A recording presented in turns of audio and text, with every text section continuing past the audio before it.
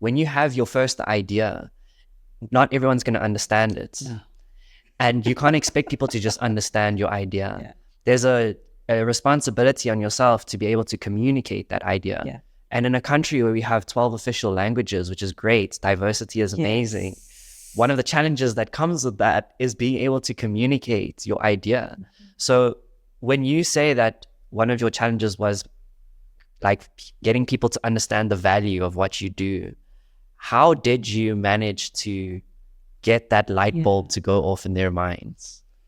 Wow. I think number one, being able to attract a client that just gets it. Okay. Because now when you have that first client who just gets it, right? And you're not having to go through hoops and loops. And then you produce this thing, okay? You produce this thing and you're able to then present it to people and say, hi, here's what I made. Yeah. It's that case study, right? That case study. When you can say, here's what I made. I've made this plan. And this is how this plan has translated into this space.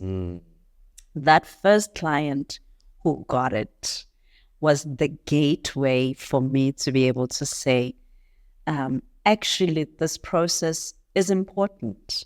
This process of sitting down and drawing and designing and creating a space and envisioning how people are going to use the space and envisioning what new experiences are going to be lived in this space.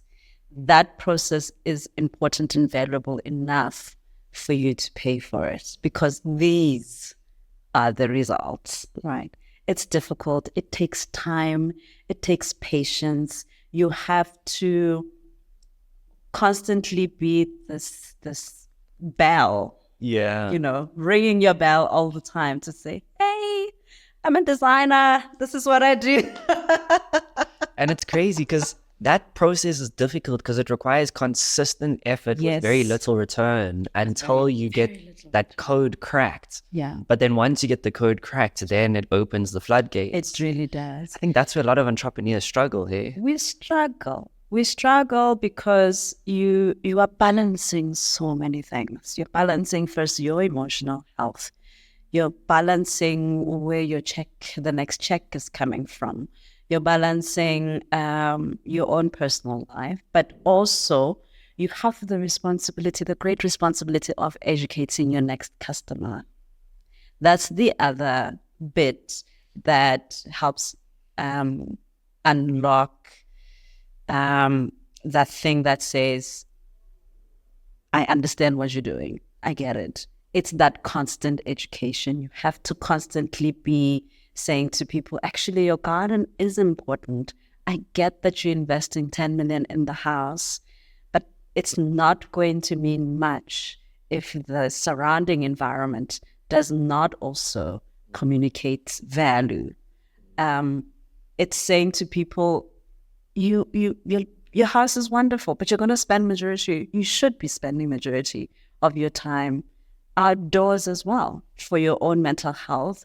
If you've got small children, that sort of thing becomes very important, because you also don't want children who are constantly on the screen, sort of the couch potato generation. You have to move away from that. So saying to people, your external environment is important.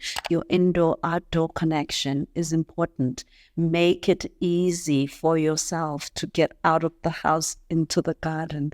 It's important for your health. It's important for the sort of habits that you want to create. It's lovely to get into the garden and just literally feel your heart rate go down. That's important.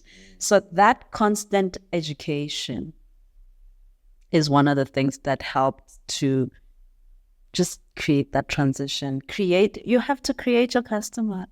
You have to build up your customer.